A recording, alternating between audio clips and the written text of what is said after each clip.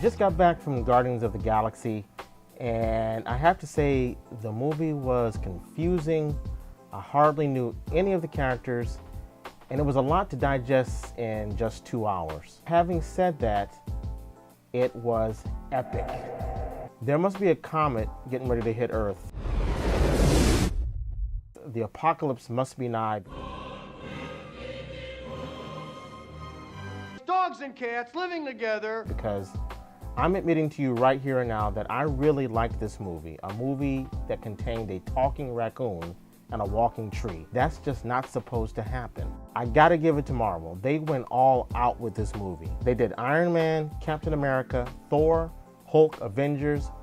And yeah, those characters are no-brainers. Just about everyone knows something about them. But Guardians of the Galaxy? I only vaguely knew them from the 70s, and these are all new characters. I imagine very few of the mainstream movie-going public is even aware that these characters exist. So how did they manage to make it all work so well? Fun. That's the key. As convoluted as it was, as confusing as it was fun.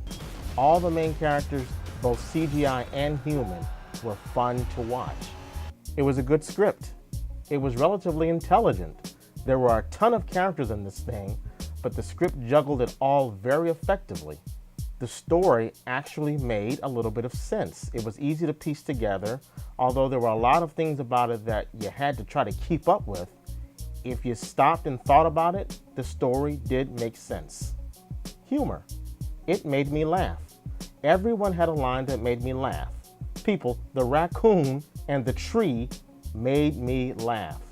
The scope.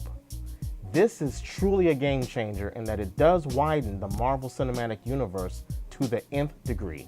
I loved how they introduced all these cosmic characters, of which I was only kind of familiar with, but they introduced them all into the Marvel Cinematic franchise. I'm gonna go out on a limb here, but you could make the argument that this is the Star Wars of the 21st century. What? I don't say that lightly. Effects, all awesome. Damn it if that raccoon didn't look real. Oh, yeah. The CGI is superlative.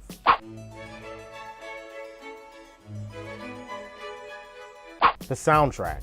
Some of you younger geeks out there probably won't be able to appreciate the music that was used in this film. The music is great.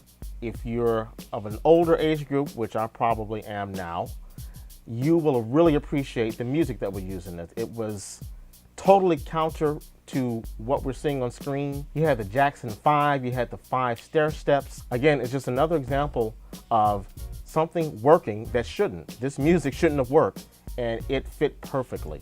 I salute the creators of this film because they threw everything into this thing, including the kitchen sink.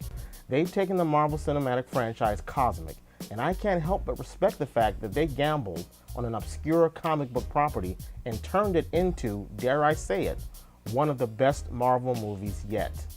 And as a matter of fact, I liked it better than the Avengers. And for the non-geeks who might be hesitant about seeing this, forget about it. Go see it. Put it like this. My wife went with me to see it. She knows nothing about comic books, and she loved it. For that alone, Guardians of the Galaxy gets 4 reels. So with Winter Soldier and Edge of Tomorrow, and now this, that's 3 movies in one summer that I've enjoyed, which, as I said, means the comet or the apocalypse is nigh. And that's the martini.